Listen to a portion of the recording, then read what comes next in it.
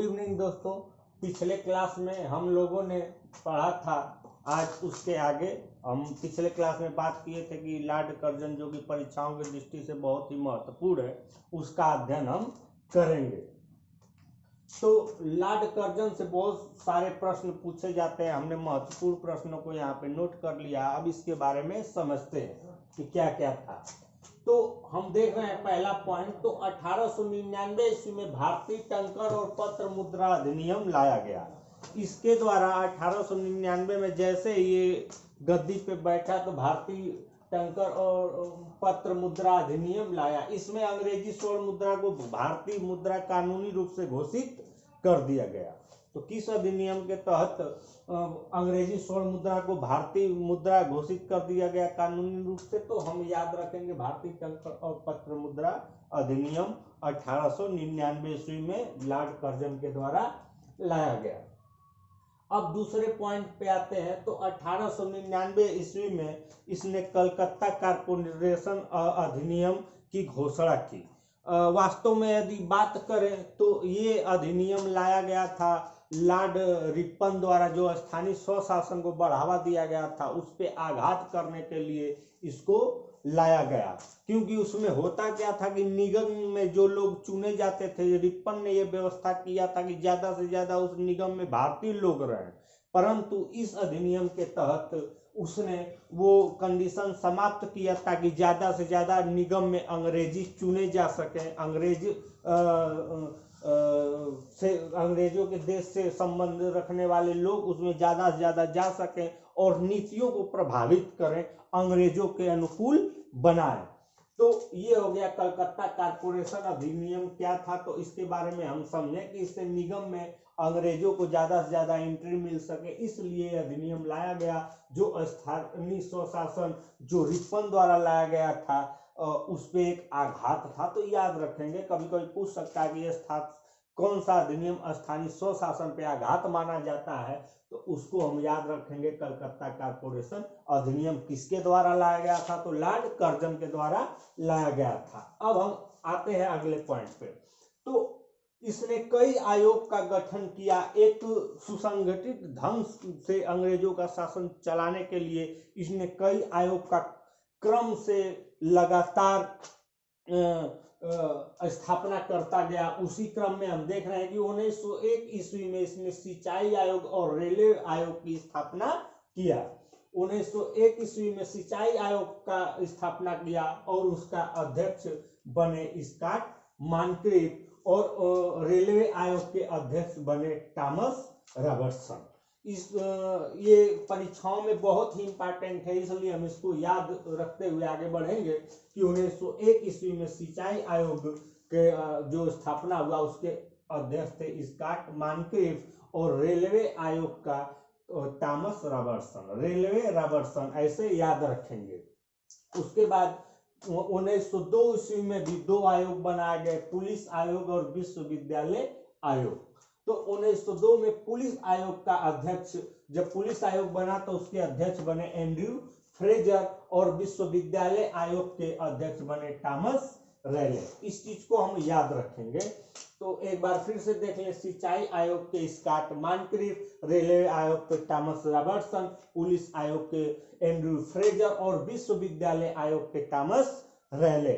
ये कभी कभी मिलान वाले में दे देता है मिलाने के लिए, तो इसको हम कोशिश करेंगे कि याद कर सकें। उसके बाद आते हैं 1904 ईस्वी में विश्वविद्यालय अधिनियम लाया गया। विश्वविद्यालय शिक्षा को बढ़ावा देने के लिए और एक सुसंगठित ढंग से उसको रन कराने के लिए 1904 ईस्वी में विश्वविद्यालय अधिनियम लाया गया। उसके बाद 1904 ईस्वी में ही प्राचीन स्मारक अधिनियम लाया गया। इसी के तहत भारतीय पुरातत्व विभाग की स्थापना की गई।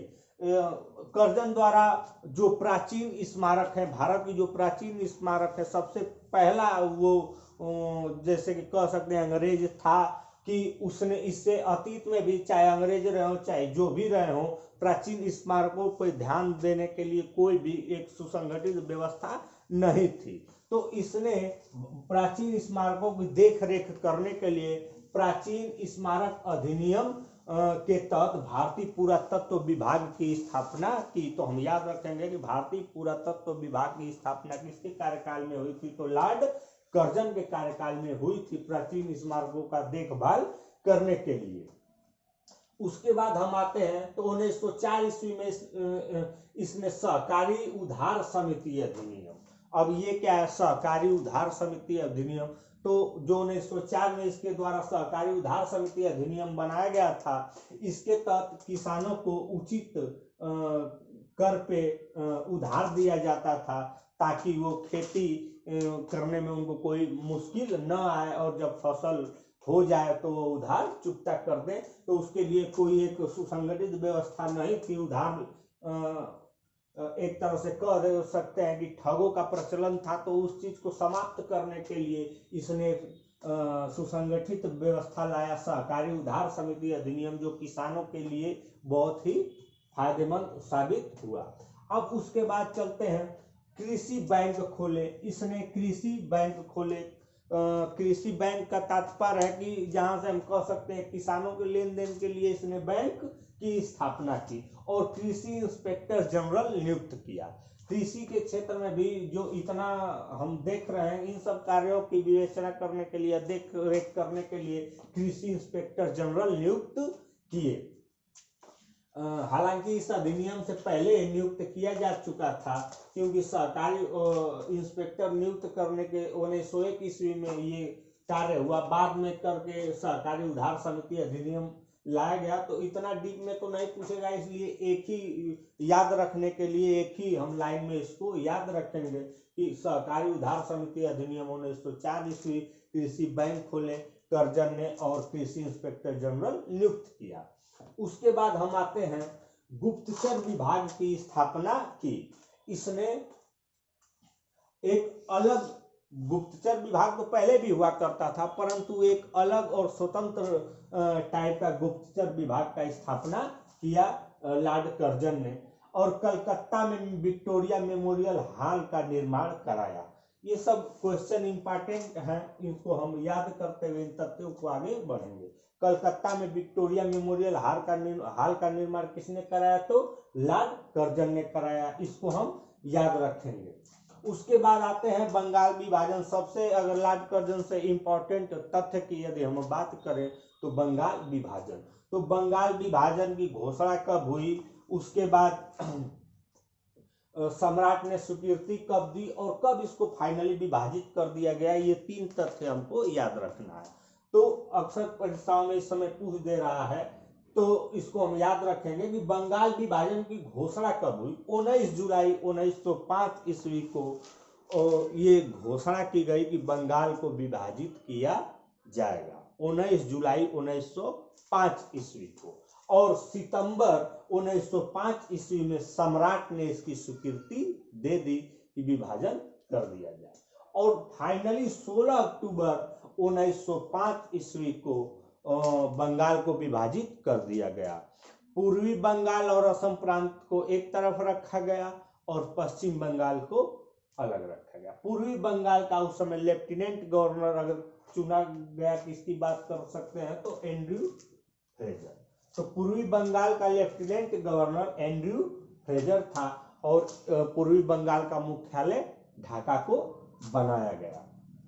तो पूर्वी बंगाल वर्तमान में यदि बात करें तो बांग्लादेश देश बन चुका है, इसलिए वहां से जो महत्वपूर्ण तथ्य है हम उसको याद रखेंगे कि पूर्वी बंगाल जब अलग हुआ तो उसका लेफ्टिनेंट गवर्नर किसको बनाया गया, तो एंड्रयू फ्रेजर। हम देख रहे हैं कि एंड्रयू फ्रेजर यहाँ पे अभी हमने याद किया कि पुलिस आयोग का अध्यक्ष इसको बनाया गया था, तो वही आगे चल के पूर्वी बंगाल में लेफ्टिनेंट गवर्नर बना। अब उसके बाद यदि हम आते हैं तो अगस्त 1905 ईस्वी में लॉर्ड कर्जन ने इस्तीफा दे दिया। किचनर एक सेनापति था जिससे लॉर्ड कर्जन का विवाद हो गया, और उसी विवाद के फलस्वरूप अगस्त में इसने इस्तीफा दे दिया। तो अगस्त में ही ये चला गया, बंगाल विभाजन का बीज बो के ये चला गया, और इसके बाद हम देख रहे हैं कि आगे चल के ये बंगाल को विभाजित कर दिया गया। तो हम इसके फिर एक बार बात कर लें तो इसमें जो महत्वपूर्ण है यहाँ पे याद रखेंगे कि सिंचाई आयोग, रेलवे आयोग, पुलिस आयोग, विश्वविद्यालय आयोग, विश्वविद्यालय अधिनियम, सहकारी उधार समिति, ये सब, और भारतीय पुरातत्व विभाग की स्थापना किस अधिनियम के तहत, प्राचीन स्मारक अधिनियम के तहत। इस सब तथ्यों को हम याद कर लेंगे। बंगाल विभाजन की घोषणा कब हुई, 19 जुलाई 1905 को साइन कब हो गया राजा का, तो हम वहाँ पे बात करेंगे। सम्राट के सिग्नेचर की तो सितंबर 1905 में, और फाइनली कब विभाजित कर दिया गया, तो 16 अक्टूबर 1905 ईस्वी को। किसमें, पूर्वी बंगाल असम प्रांत को एक तरफ रखा गया और पश्चिम बंगाल को अलग, और लेफ्टिनेंट गवर्नर पूर्वी बंगाल का एंड्रू फ्रेजर को बनाया गया। और लॉर्ड कर्जन अगस्त 1905 ईस्वी में सेनापति किचनर से विवाद हो जाने के कारण, और वर्तमान में उस समय के अधिकारियों का किचनर के फेवर में खड़े होने के कारण इस्तीफा देके वापस चला गया। तो ये हम लॉर्ड कर्जन के बारे में पढ़े। लॉर्ड कर्जन ने और भी बहुत काम किए। सेना को 2 भागों में बांट दिया, उत्तरी कमान और दक्षिणी कमान। 3-3 सूबेदार हुआ करते थे, उसमें 2 कमान में बांटा था सेना को। यदि इसके विदेश नीति की हम बात करें तो इसकी विदेश नीति इसी केंद्र बिंदु के आसपास रही कि किस तरह से भारत पे नियंत्रण रखा जाए। इसकी हर नीति घुमा फिरा के यदि हम बात करें तो यही रहता था कि किस तरह भारत पे अपने नियंत्रण को बढ़ाया जाए। तो इसीलिए इसने स्थानीय स्वशासन पे भी कलकत्ता कारपोरेशन अधिनियम लाके आघात किया था कि निगम में भारतीयों की संख्या कम हो जाए, ताकि वो अपनी आवाज ज्यादा बुलंद न कर सके। तो हम कह सकते हैं, अगर कर्जन के हम एक बार पूरे करेंगे तो ये बहुत ही एक तरह से कह दे सकते हैं कि प्रोग्रेसिव था, परंतु कहीं न कहीं इसका हित भारत को कब्जे में रखने को लेकर बिल्कुल रूप से ये क्लियर था कि इसकी हर नीति भारत में कब्जे को लेकर थी। अब यदि हम आगे बढ़े तो लॉर्ड मिंटो द्वितीय, इसका कार्यकाल 1899 से 1905 ईस्वी तक था, और लॉर्ड मिंटो द्वितीय 1905 ईस्वी से 1910 ईस्वी तक भारत का गवर्नर जनरल रहा। तो हम देख सकते, सॉरी वायसराय, तो हम देख सकते हैं कि यहाँ पे 1905 ईस्वी से 1910 ईस्वी तक अगले 5 साल लॉर्ड मिंटो द्वितीय रहा। इसके समय की यदि हम मुख्य बातें करें तो 1906 ईस्वी में आगा खां और सलीमुल्लाह खां के नेतृत्व में मुस्लिम लीग की ढाका में स्थापना की गई। ढाका में मुस्लिम लीग की स्थापना की गई 1906 ईस्वी में। यहाँ से कई क्वेश्चन पूछ सकता है कि जैसे मुस्लिम लीग की स्थापना कब हुई, 1906 में। मुस्लिम लीग की स्थापना किया किसने, आगा खां और सलीमुल्लाह खां ने। जब मुस्लिम लीग की स्थापना हुई तो उस समय भारत का वायसराय कौन था, तो लॉर्ड मिंटो द्वितीय था, और इसका मुख्यालय कहाँ था, तो ढाका में था। अब आते हैं अगले पॉइंट पे, तो 1907 ईस्वी में सूरत के अधिवेशन में जैसे कि 1885 से लेके हमेशा हर साल जो है कि कांग्रेस का अधिवेशन होता था, तो 1907 ईस्वी में जो अधिवेशन हुआ सूरत में, उसमें कांग्रेस नरम दल और गरम दल में विभाजित हो गई। एक तरह से कह सकते हैं कि जो लोग सॉफ्ट नीति अपनाना चाहते थे वो नरम दल के तरफ हो गए, और जो आक्रामक नीति जिसका नेतृत्व बाल गंगाधर तिलक करते थे उनको गरम दल में रखा गया, और इन लोगों के मतों में आपसी मतभेद हो गया और ये लोग विवाद हो गया इनके बीच, और 1907 में कांग्रेस का विभाजन हो गया। तो ये भी पूछ देता है कि जब कांग्रेस का विभाजन हुआ तो उस समय उस साल कांग्रेस की अध्यक्षता कौन कर रहे थे अधिवेशन में, तो रास बिहारी बोस। याद रखेंगे कि 1907 ईस्वी में सूरत अधिवेशन में कांग्रेस का नरम दल और गरम दल में विभाजन हो गया, और उस सूरत अधिवेशन की अध्यक्षता कर रहे थे रास बिहारी बोस। तो एक एक तथ्य हम यहाँ पे याद करेंगे, क्योंकि कुछ भी पूछ सकता है। सूरत कांग्रेस का विभाजन किस अधिवेशन में हुआ, कब वो अधिवेशन हुआ, चाहे उसकी अध्यक्षता कौन कर रहे थे, कुछ भी पूछ सकता है। उसके बाद अगर हम सबसे महत्वपूर्ण बात करें तो 1909 ईस्वी में मार्ले मिंटो सुधार अधिनियम लाया गया। मार्ले मिंटो सुधार अधिनियम सबसे ज्यादा इसलिए ये फेमस हुआ कि इसमें मुसलमानों के लिए पृथक निर्वाचन व्यवस्था कर दी गई, उनके लिए अलग से निर्वाचन व्यवस्था बनाई गई। इसको लेकर के काफी विवाद हुआ और हम देख सकते हैं कि 3 जो महत्वपूर्ण तथ्य हैं इसमें लॉर्ड मिंटो द्वितीय के, तो हम इसको याद रखेंगे। 1906 में मुस्लिम लीग की स्थापना, 1907 में सूरत अधिवेशन और 1909 का मार्ले मिंटो सुधार अधिनियम को हम याद रखेंगे। लॉर्ड हार्डिंग नीति 1910 से 1916 ईस्वी तक रहा। 12 दिसंबर 1911 ईस्वी में दिल्ली में ब्रिटेन के राजा का स्वागत में, जॉर्ज पंचम के स्वागत में एक भव्य दरबार का आयोजन किया गया। यहाँ पे याद रखेंगे 12 दिसंबर 1911 ईस्वी में दिल्ली दरबार का पुनः आयोजन किया गया। एक बार हमको याद होगा कि लॉर्ड लिटन 1 जनवरी 1877 ईस्वी को महारानी विक्टोरिया के स्वागत में दिल्ली दरबार का आयोजन किया गया था। लिटन के समय उस समय कैसरे हिंद का उपाधि देने के लिए महारानी विक्टोरिया को भारत बुलाया गया था। 1 जनवरी 1877 को दिल्ली दरबार का आयोजन किया गया था। उसके बाद 12 दिसंबर 1911 में दिल्ली दरबार का आयोजन किया गया, जिसमें ब्रिटेन के राजा जॉर्ज पंचम आए थे। और उसके बाद हम देखते हैं कि इस आयोजन में हुआ का, इस आयोजन में लॉर्ड कर्जन द्वारा जो बंगाल विभाजन किया गया था उसको रद्द कर दिया गया। तो याद रखेंगे कि बंगाल विभाजन को कब रद्द किया गया, तो 1911 ईस्वी में। और इसी समय भारत की राजधानी कलकत्ता से स्थानांतरित करके दिल्ली को बना दिया गया, बनाने की घोषणा की गई। बनाया नहीं गया, बनाने की घोषणा। दिसंबर 1911 में कलकत्ता से दिल्ली राजधानी शिफ्ट करने का घोषणा किया गया और 1912 ईस्वी में दिल्ली को राजधानी बना दिया गया। इस तथ्य पे हम कोई कंफ्यूजन नहीं रखेंगे, एकदम सीधा सीधा है कि घोषणा दिसंबर 1911 में की गई और दिल्ली को राजधानी 1912 में बना दिया गया, क्योंकि प्रोसेस में थोड़ा टाइम लगेगा। उसके बाद 23 दिसंबर 1912 ईस्वी को दिल्ली में लॉर्ड हार्डिंग पे बम फेंकने के जुर्म में भाई बाल मुकुंद को फांसी की सजा दे दी गई। लॉर्ड हार्डिंग पे बम फेंकने के जुर्म में किसको फांसी की सजा दी गई, तो भाई बाल मुकुंद को। कब? 23 दिसंबर 1912 ईस्वी को। उसके बाद हम आते हैं तो इसी के शासनकाल में फिरोज शाह मेहता ने बॉम्बे क्रॉनिकल पत्रिका का प्रकाशन किया और गणेश शंकर विद्यार्थी ने प्रताप का। ये याद रखेंगे कि बॉम्बे क्रॉनिकल के प्रकाशक कौन थे, तो फिरोज शाह मेहता और प्रताप के गणेश शंकर विद्यार्थी। 1916 ईस्वी में हम जानते हैं कि बनारस हिंदू विश्वविद्यालय की स्थापना की गई और उसका कुलपति नियुक्त किया गया लॉर्ड हार्डिंग को।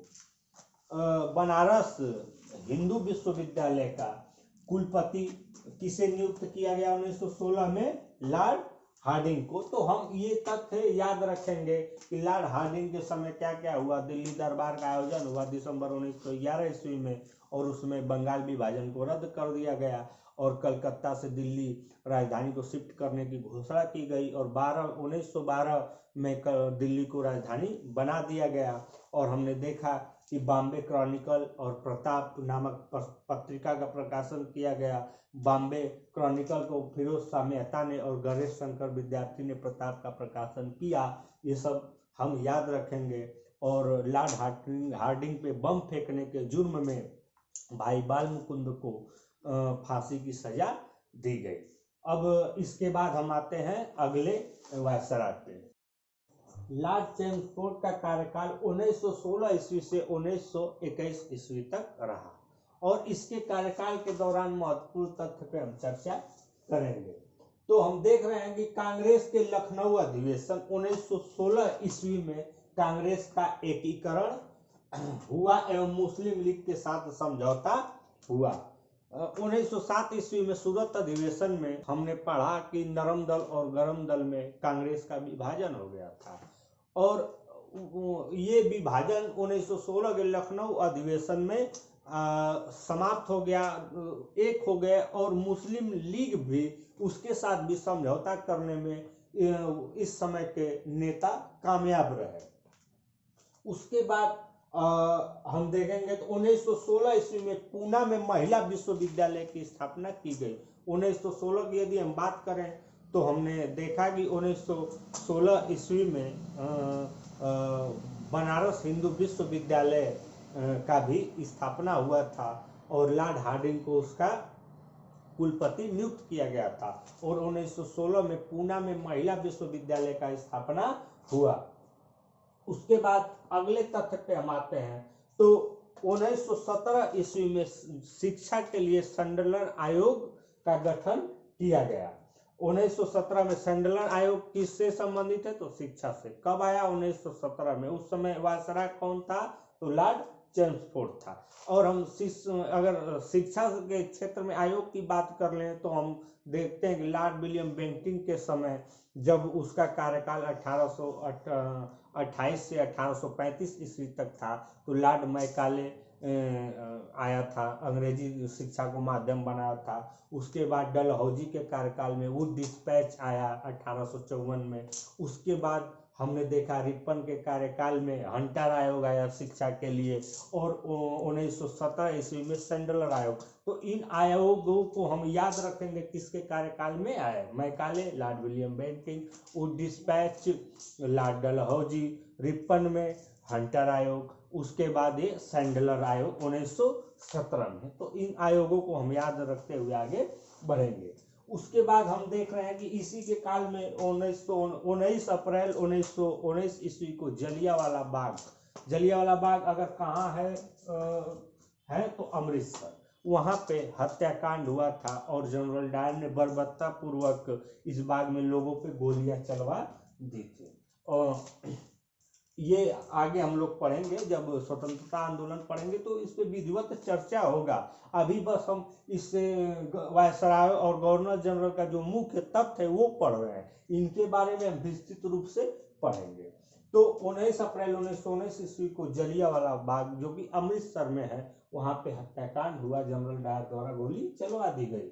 उसके बाद खिलाफत आंदोलन एवं गांधी जी का असहयोग आंदोलन इसी के कार्यकाल में प्रारंभ हुआ। खिलाफत आंदोलन खलीफा को पद को लेकर के था, और गांधी जी का असहयोग आंदोलन इनकी गलत नीतियों और जलियांवाला बाग हत्याकांड के विरोध में हुआ। इसके बारे में हम लोग पढ़ेंगे जब गांधी जी के बारे में पढ़ेंगे और स्वतंत्रता आंदोलन की, तो इसके बारे में विधिवत वहां पे चर्चा होगा। बस यहाँ पे ये देख लेते हैं कि लॉर्ड चेम्सफोर्ड के समय ये सब 1916 से 1921 के बीच इसका कार्यकाल था, तो भारत में कौन कौन सी घटनाएं घटी, इस तथ्य को हम क्रमबद्ध याद कर लेंगे। और जब वायसराय शुरू होगा तो हम देखेंगे कि जो हमारा स्वतंत्रता संग्राम है उसमें कैसे कैसे क्या हुआ। अब हम आते हैं अगले वायसराय पे। लॉर्ड रीडिंग का कार्यकाल 1921 ईस्वी से 1926 ईस्वी तक रहा, और इसके महत्वपूर्ण तथ्यों पे बात कर लेते हैं जो इस कार्यकाल के दौरान हुए। तो 1921 ईस्वी में मोकला विद्रोह केरल में हुआ। मोकला विद्रोह कहाँ हुआ? तो केरल में। कब हुआ? 1921 ईस्वी में। किसके कार्यकाल में हुआ? तो लॉर्ड रीडिंग के कार्यकाल में हुआ। उसके बाद 1921 ईस्वी में एम राय द्वारा भारतीय कम्युनिस्ट पार्टी का गठन किया गया। ये क्वेश्चन भी बार बार पूछता है, इंपॉर्टेंट है कि भारतीय कम्युनिस्ट पार्टी का गठन किसके द्वारा किया गया? एम राय द्वारा। कब किया गया? तो 1921 ईस्वी में किया गया। उसके बाद 5 फरवरी 1922 ईस्वी को चौरी चौरा कांड हुआ। थाने पे वहां के लोकल लोगों द्वारा हमले कर दिए गए, जिसके कारण गांधी जी बहुत नाराज हुए और उन्होंने अपना असहयोग आंदोलन वापस ले लिया।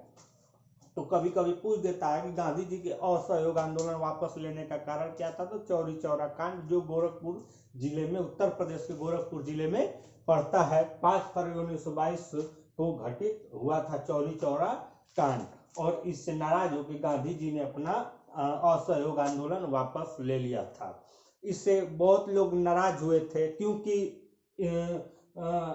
इसमें बहुत जो अधिकारी तबके तक लोग पहुंच चुके थे या अंग्रेजों के बड़े बड़े पद पे थे, नौकरी कर रहे थे, वो लोग रिजाइन दे के असहयोग आंदोलन में हिस्सा लिए थे। उसी में सुभाष चंद्र बोस भी थे, वो भी काफी नाराज हुए। परंतु गांधी जी जानते थे कि हमारे पास कुछ गिने चुने ही नेता है जो नेतृत्व करने की क्षमता रखते हैं। अगर यहाँ पे अंग्रेज मौका पा गए तो उनको मार डालेंगे और हमारा आंदोलन कई वर्षों के लिए या सैकड़ों साल के लिए दब सकता है। और यहाँ पे गांधी जी ने मास्टर स्ट्रोक खेला और अपना आंदोलन वापस ले लिया, क्योंकि जानते थे कि अंग्रेज अब चौरी चौरा कांड का सहारा लेकर के काफी दबिश देंगे। उसके बाद हम आते हैं भारत में 1922 से इलाहाबाद में परीक्षा, सिविल सेवा की परीक्षा की शुरुआत हुई।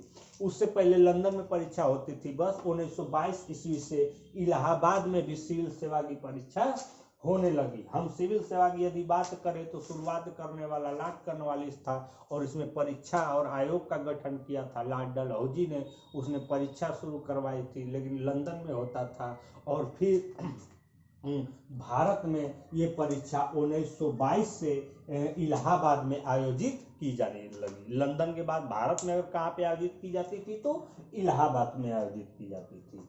उसके बाद 1923 ईस्वी में स्वराज पार्टी की स्थापना की गई। चित्तरंजन दास और मोतीलाल नेहरू द्वारा इलाहाबाद में 1923 में स्वराज पार्टी की स्थापना की गई।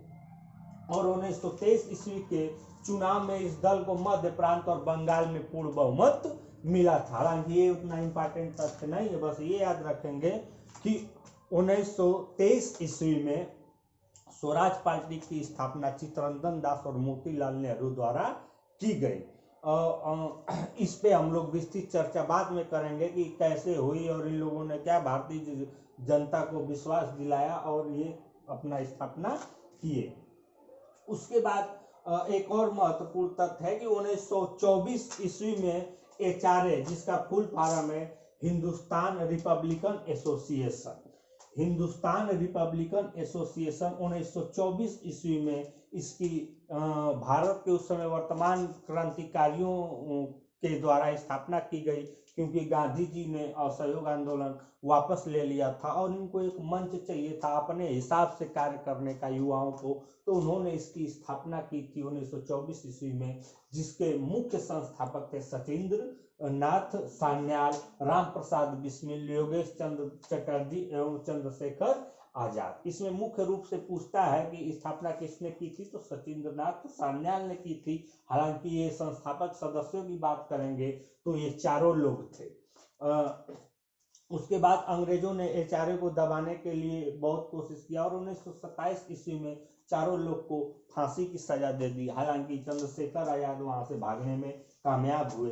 हम जानते हैं कि इलाहाबाद के अल्फ्रेड पार्क में इन्होंने खुद को गोली मार ली थी और 3 लोगों को फांसी दे दिया गया था। तो HRA की स्थापना कब की गई थी, तो 1924 ईस्वी में हिंदुस्तान रिपब्लिकन एसोसिएशन की स्थापना किसके द्वारा की गई थी, इन चारों लोग के द्वारा की गई थी। जब 1927 ईस्वी में ये पूरी तरह से बिखर चुका था तो 1928 ईस्वी में भगत सिंह ने सुझाव दिया कि इसका नाम बदल के HSRA कर दिया जाए। HSRA, Hindustan socialist Republican association. 1928 ईस्वी में HRA का नाम बदल के हो गया हिंदुस्तान सोशलिस्ट रिपब्लिकन एसोसिएशन। और HRA की बात दोनों का अलग अलग हो जाएगा। यहाँ पे हम देखेंगे कि HSRA नाम कब पड़ा, तो इसमें सोशलिस्ट जोड़ा गया 1928 में भगत सिंह के कहने पे। और इसकी अगर हम शुरुआती बात करेंगे कि कब स्थापना हुआ HRA का, तो 1924 ईस्वी में हिंदुस्तान रिपब्लिकन एसोसिएशन, 28 में सोशलिस्ट उसमें जोड़ दिया गया। और किसने किसने स्थापना किया, तो सचिंद्र नाथ सान्याल, राम प्रसाद बिस्मिल, योगेश चंद्र चटर्जी एवं चंद्रशेखर आजाद। तो यहाँ पे हम देख चुके हैं कि 1921 से 26 के बीच जो महत्वपूर्ण घटनाएं हुई उस पर हम बात कर चुके हैं। अब इसके आगे हम अगले क्लास में देखेंगे। धन्यवाद।